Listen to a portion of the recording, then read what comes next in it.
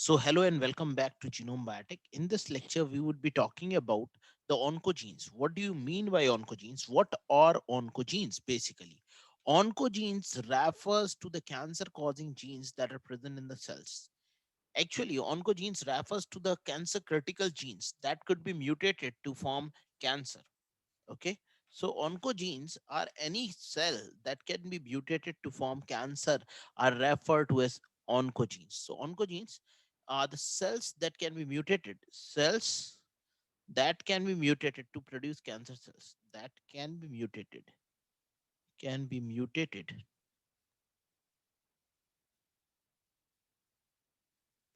to produce cancer cells.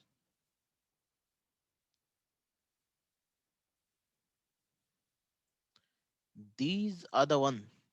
Those are referred to as the oncogenes. Now, oncogenes can be categorized into several different types. Now, we are categorizing oncogenes. You can look here, oncogenes. So, oncogenes can be categorized into the following different types. First type of oncogenes can be the tumor suppressor genes. The tumor suppressor genes can be called as an oncogene. Okay, tumor suppressor gene will be the one that would be suppressing the tumors. Another one would be referred to as growth factors and growth factor receptor genes. And the third could be referred to as apoptotic genes. Okay. More than 300 cancer critical genes have been known. So these are referred to as oncogenes. There are more than 300 genes have been recorded up till now that are cancer critical in nature that could act as an oncogenic molecules. Okay. These could be tumor suppressor genes. Tumor suppressor genes, as you know, can be the retinoblastoma, can be P53. All such genes are referred to as tumor suppressor genes. They will be suppressing the development of tumor suppressor genes. Okay, these tumor suppressor genes include P53, retinoblastoma, P16, etc. These are the tumor suppressor genes. Another type of genes that are present are referred to as apoptotic genes. Apoptotic genes, genes, which could be divided further into two different types. One could be pro-apoptotic genes, another one could be anti-apoptotic genes. Okay, one is referred to as pro-apoptotic, another one is referred to as anti-apoptotic genes. Okay, so these are the two different types of genes.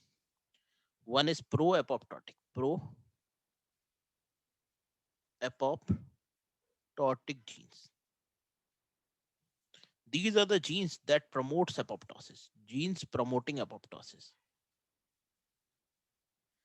genes promoting apoptosis.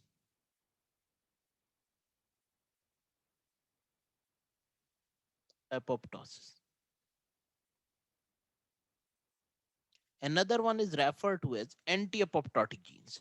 What do you mean by anti-apoptotic genes? Anti-apoptotic genes are the one that will oppose apoptosis. Genes that oppose apoptosis, that oppose apoptosis, are referred to as anti-apoptotic genes. Okay. So, which type of mutations can cause cancer? You can just look here. Hiba, please pay your attention here. This is very important. A gain in function mutation will lead to anti-apoptotic genes getting converted into cancer. Gain in function mutation. Gain in function mutation. Function mutation. A gain in function mutation in such type of genes can lead to cancer formulation. Okay. So, gain in function mutation. Just trying to write it down. So gain in function mutation can lead to anti-apoptotic genes forming cancer. Okay, because when they will lead to a gain in function, that means these genes will become super active. As these genes will become super active, so they will be the one that will be promoting anti-apoptosis and will not allow the cells to die off. When they will not allow the cells to die off, that means they will not allow the cell to die off and will lead to the formation of cancer. What do you mean by pro-apoptotic genes? Pro-apoptotic genes are the genes that will be promoting the act of apoptosis to take place. So they would be the one that would be inducing apoptosis. Okay. So which type of mutation should take place? A loss in function mutation in these pro-apoptotic genes should take place. Okay. So such type of genes will undergo loss in function, loss in function mutation. Okay. So loss in function mutation will lead to the development of cancer from the pro-apoptotic genes. Okay. I would be dealing with all these different types of mutations and different types of cancers here in this particular lecture. And the third one is referred to as tumor suppressor genes, apoptotic genes, and growth factor genes. Growth factors and growth factor receptor. Growth factor and growth factor receptors are the one that promotes the growth of the cell. Growth factor and growth factor receptor and growth factor receptor molecule. Growth factor receptor receptors. So, what is which type of mutation will take place in the growth factor and growth factor receptors? Again, gain in function mutation, gain in function mutation, gain in function mutation, in function mutation. When gain in function mutation is going to take place, then it would be the one that is responsible for the development of the growth factor and the growth factor receptors. So, gain in function mutation can lead to cancer formulation, whereas a loss in function mutation of the pro-apoptotic genes can lead to cancer formulation. A gain in functional mutation, gain in function mutation means overexpressing the genes can lead to anti-apoptotic genes being converted into cancer. Then tumor suppressor genes. Now, which type of mutation will this tumor suppressor gene have? Tumor suppressor gene will have loss in function mutation. Loss in function mutation. That means they will lose their function and then these can be mutated. Loss in function mutation can take place in such type of tumor suppressor genes. Such type of mutations can take place. Okay, so that would be referred to as the loss in function mutations that can occur. Please do note it down. If you have any question, then just ask me so that I can continue with the class. So now we would be talking about each and every different types of genes which are present. All such genes are commonly referred to as proto-oncogenes. These proto-oncogenes undergoes further mutations and gets converted into oncogenes. Okay. So oncogenes are basically proto-oncogenes which are present in our cells. Oncogenes, I'm just writing the definition here. A gene present within the cell, within the cell that performs normal functions, that a gene present within the cell that performs normal function in the body, that performs normal functions in the body, which can be mutated to act as an onco to act as a cancer causing gene is called as oncogenes. So these are the oncogenes that are going to be produced. This is how oncogenes are going to be produced and in what manner. This is the manner through which the oncogenes can be produced. Explain how non-retroviral oncogenes were identified. We will have to explain that in what manner the oncogenes were being firstly identified. Contrast oncogenes and proto-oncogenes from each other. Describe the ways in which oncogenes are formed in human cancer and summarize the function of the oncogenic proteins. So how these oncogenic proteins are going to act, that we are going to look forward. So studies on tumor viruses. I'm just deleting this out. You can take the pic. Okay. Okay. I'm just deleting this out. Now, cancer results from alternation of in critical regulatory gene that control the cell proliferation, differentiation, and survival. So cancer can be caused if there is a loss of genes that are responsible for cell differentiation, proliferation, as well as survival. Such type of genes which loses their control and lead to the formation of oncogenes. Such type of the genes in which the cell loses their control are referred to as oncogenes are capable of inducing cancer, thereby providing the first insight into the molecular basis of carcinogens. However, the majority, 80 to 90% of human cancer, are not induced by viruses and apparently arise from other causes such as radiation, chemical carcinogens, or errors that occur during DNA replication. So there are several different reasons why which the viruses can act. These could be such as these could be cancer could be caused by radiation, chemical carcinogens, error during the process of DNA replication. They are all responsible for causing cancer. Therefore, in terms of our overall understanding of cancer, it has been critically important that studies should be carried out on viral oncogenes, also led to the identification of cellular oncogenes.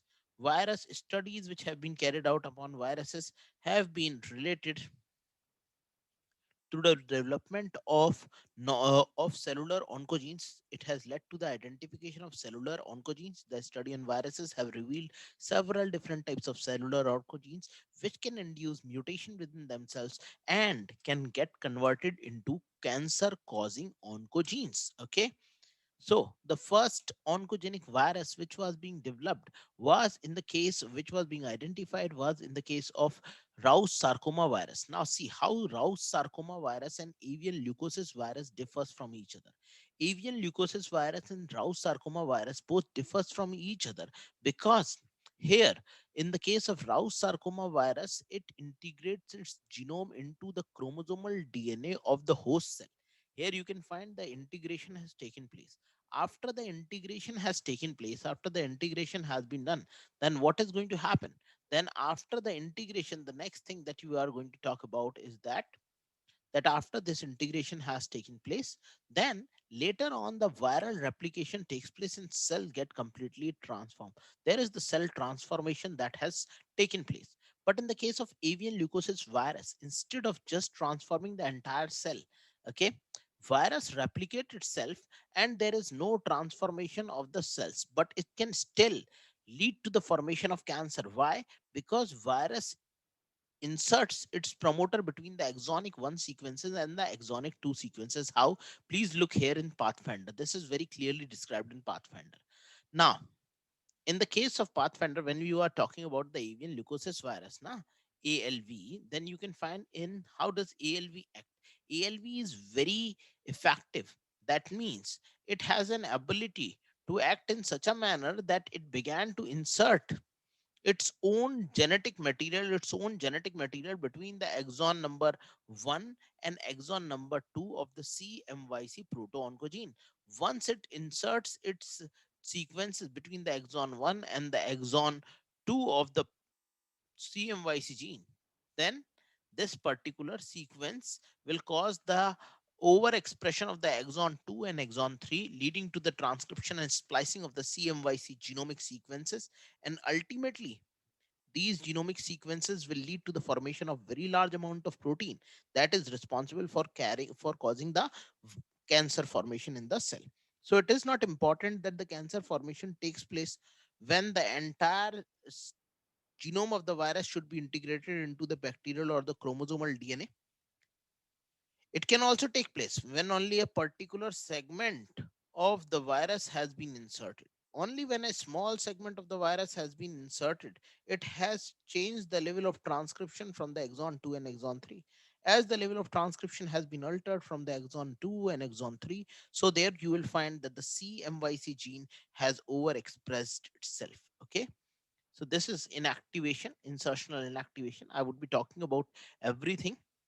Firstly, from the Cooper, then from the Pathfinder. We'll be talking about oncoviruses or tumor viruses that Sir has tried to illustrate here. Okay. But before that, so these are the two different ways. So one is referred to as the permissive cells, which allows the virus to replicate within itself. And another one is non-replicative, non-permissive cells that here the virus inserts its DNA into the chromosomal DNA of the cell, making the cell making the cell get altered its genetic material, and the virus replication has taken place. Similarly, for example, the SRC gene is an additional to the genome of the Rous sarcoma virus. Now see, this virus has entered into the cell. It has taken a segment of the Rous sarcoma virus, has taken a segment of a gene which is referred to as SRC gene, and this SRC gene has been taken by the virus itself. Virus has taken that SRC gene and has taken that SRC gene along with itself, and so this virus has replicated itself. This is the virus that has replicated itself by taking this particular gene. Similarly, there are other genes which can other viruses that can be present. For example, if you look at the other viruses such as the retroviruses, these retroviruses have three different types of genes. One is GAG, another one is POL, and the third one is referred to as the enveloped glycoprotein. So these GAG, POL, and enveloped glycoproteins have formed several different types of proteins. Which are the different types of proteins that are being produced that you can find? The GAG is the one that is involved in the formation of viral structural proteins. Paul is involved in reverse transcription and integrase expression, and envelope glycoproteins are being formed by ENV, and SRC is responsible for the formation of tyrosine kinase. Now, proto-oncogenes. What do you mean by proto-oncogenes? The cells that gets transformed in order to form the oncogenes are referred to as proto-oncogenes. Proto-oncogenes are the normal counterpart of the oncogenes. Okay, an unexpected feature of all retroviruses, retroviral oncogene is that in their lack of involvement in virus replication. Okay, so these are not involved in the process of viral replication. So these are being carried by the virus at the time of its infection. During its infectious cycle, viruses have taken along with themselves certain genes or cells from the cells of the infected tissues. From there, they have carried certain proto-oncogenes along with themselves and have transformed those proto-oncogenes into oncogenes. I would be extrapolating this part from Pathfinder. So please look here. So oncoviruses or tumor viruses, whenever you talk about the oncoviruses, whenever you want to talk about the tumor viruses, how these viruses are going to act, then you can look here. The transformation activity of tumor viruses induces in a particular gene or gene cluster in the viral genome. Oncogenes were given their name by virtue of their ability to convert the normal cell into oncogenic states. These are called as oncoviruses because these are the viruses that have the ability to convert the normal cells into an oncogenic state. They have the ability to convert normal cells into oncogenic state. Oncoviruses contain viral oncogenes and maybe DNA containing oncoviruses. DNA containing oncoviruses include the hepatitis B virus, the herpes simplex virus, simian virus 40, carry oncogenes without cellular counterpart. These oncogenes may work in by inhibiting the activities of cellular tumor suppression. All these viruses contain certain genes whose normal function was to prevent the formation of cancer. Okay, that means these oncogenes were working in order to inhibit the activity of cellular transcription tumor suppressor genes. DNA tumor viruses act mainly by interfering with cell cycle control. So the DNA tumor viruses are the viruses that will interfere with the cell cycle control and will inhibit the cell cycle control to take place. Similarly, there are several different types of viruses such as papilloma virus, such as retinoblastoma, papilloma virus, adenovirus, and other different types of viruses. Majority of these viruses targets two different types of protein. One is P53 and retinoblastoma. How? See this. Papilloma virus will have two viral proteins, E6 and E7. E6 will be targeting the P53 and E7 will be targeting the retinoblastoma protein. Whereas similarly, even A and even B proteins of the adenovirus will inactivate the retinoblastoma gene and the P53 tumor suppressor gene. Okay, to understand this point, please look here. Look here at the different viruses. I'm just going to show you certain diagrams. Give me a second. Can I have the different viruses?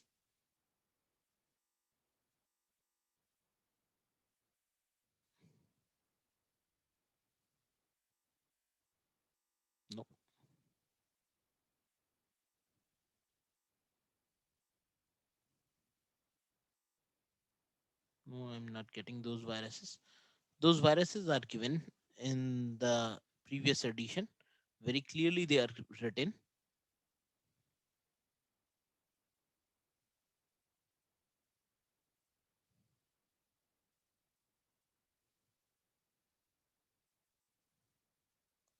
Oh my dear. Ah, okay, we are going. So here are the different types of viruses which are given here. So we are going to talk about the tumor viruses, which are the different types of tumor viruses. Members of several families of animal viruses called as tumor viruses have been able to cause cancer formulation in the case of animals as well as in the case of humans. So these are the organisms that can lead to the formation of cancer in both animals as well as human. For example, these include the Epstein Barr virus, the papilloma virus, hepatitis B and C virus, as already told you in yesterday's lecture, Kaposi sarcoma, the T cell lymphotrophic viruses, etc.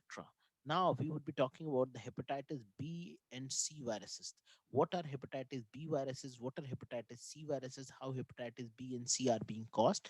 Hepatitis B virus, as I have already told you, was a DNA virus, whereas hepatitis C virus, which was referred to as an RNA virus in nature. Okay. Now, hepatitis B and C viruses are the principal cause of liver cancers, which is the third leading cause of cancer worldwide after uh, after the tobacco chewing and cigarette smoking cancers. It is the third most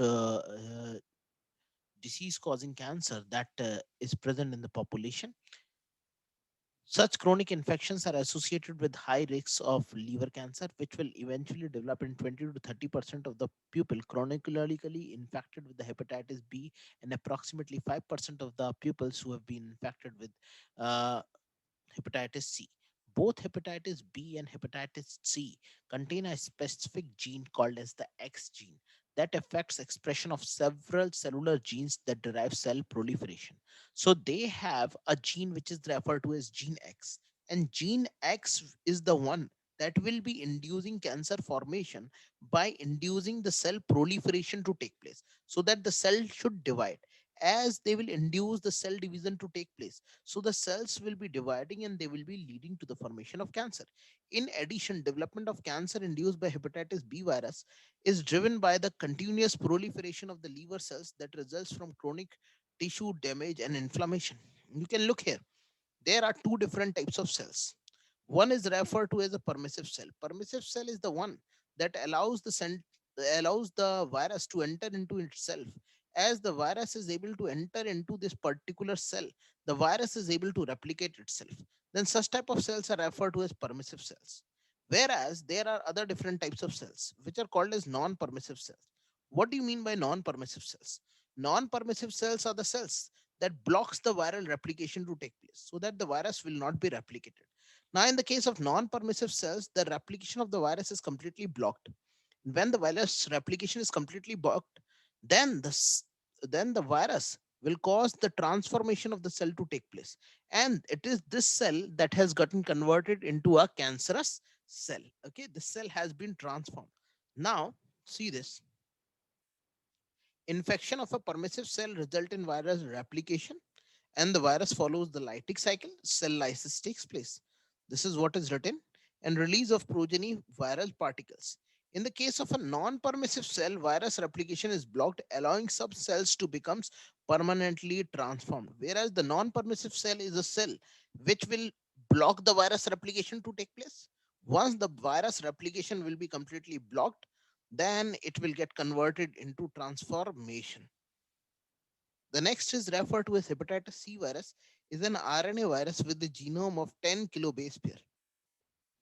Cell proliferation in response to chronic inflammation is a major contributor to cancer development in people chronically infected with hepatitis C virus. Then the next is referred to as the simian virus 40 and the papilloma virus. Now, simian virus 40 and the papilloma polyoma virus are the two different types of viruses. Simian virus 40, as the name indicate, is the one that is present in simians. Simians means monkeys. It is this virus that has led to the discovery of two very important factors. One is the First time this virus was being used for the discovery of the nuclear localization signal. Nuclear localization signal. What do you mean by nuclear localization signal? Nuclear localization signals are the one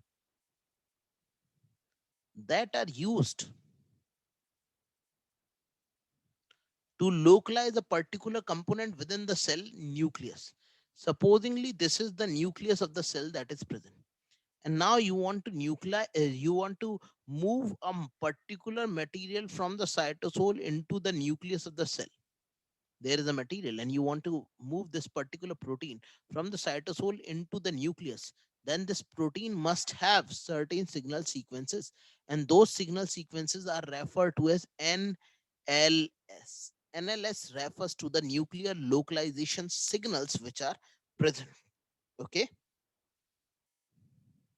they have been critically important as models for understanding the molecular basis of cell transformation. It is very important because it is being used to understand the molecular mechanism of the cell transformation, that how the cell are going to be transformed. The utility of these viruses in cancer research have streamed about the availability of good cell culture assays for both virus replication transformation, as well as to understand how these viruses replicates its genome. Now, the simian virus has two different types of antigens. One is referred to as the small t antigen, another one is referred to as the large T antigen. Okay, the genome of this particular virus can be divided into two regions, which are the two different regions that are present. One is referred to as the early region of the genome, another one is referred to as the late region of the genome.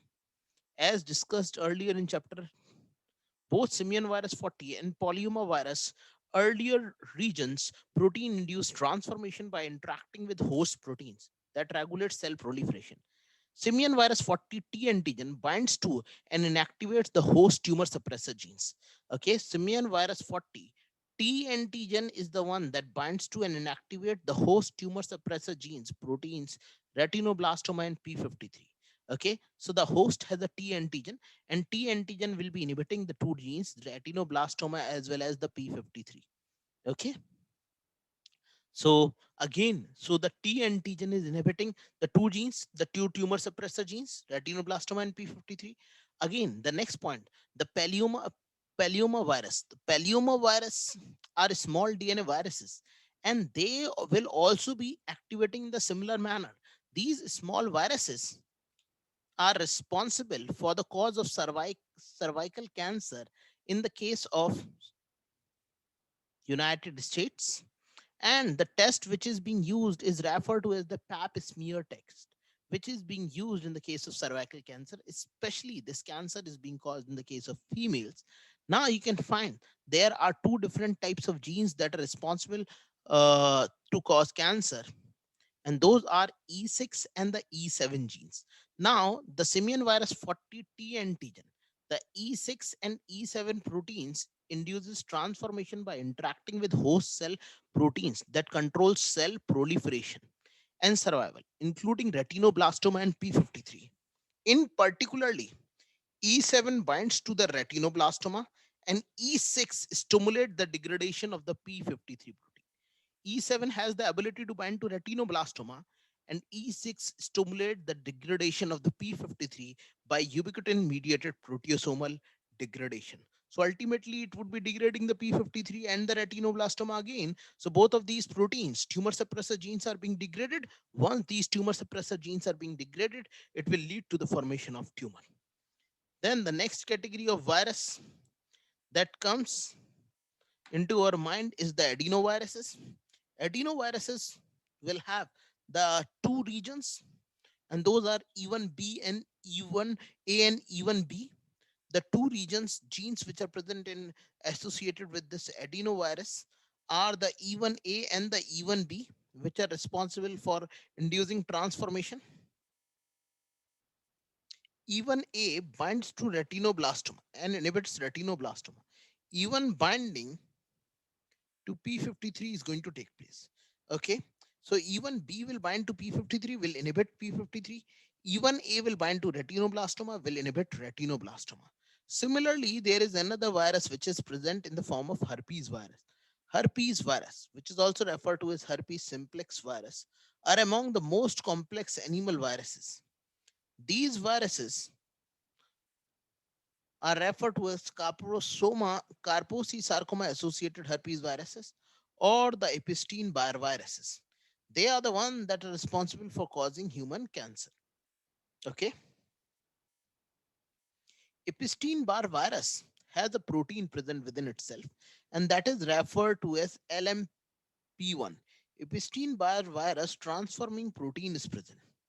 Mimics a cell surface receptor on the B lymphocyte and functional by activating signal pathway that stimulates cell proliferation and actually inhibit the apoptosis. So LMP1 protein, which is present in the Epstein-Barr virus, will be inhibiting apoptosis. When the cell will not be able to undergo apoptosis, then the cell will develop in the form of a cancer. Okay. The next is referred to as retinoblastoma. Next is referred to as retroviruses. Retroviruses are the viruses which undergoes reverse transcription, leading to the formation of the DNA molecules. They have viral structural proteins, a reverse transcription integrase gene, and enveloped glycoproteins present within themselves. These retroviruses include the human T cell lymphotrophic virus, which is also referred to as HTLV, and is the causal organism for adult T cell leukemia. Transformation of T lymphocytes by HTLV results from expression of a viral gene, and that gene is commonly referred to as the TEX gene.